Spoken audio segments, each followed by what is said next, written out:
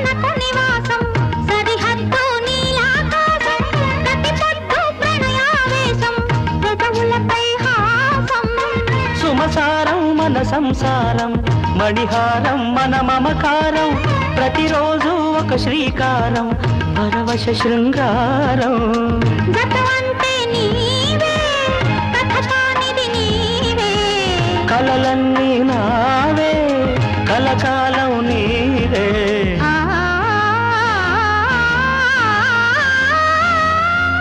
రాముడు అనుకోలేదు జానకి పతి కాగలనని ఆనాడు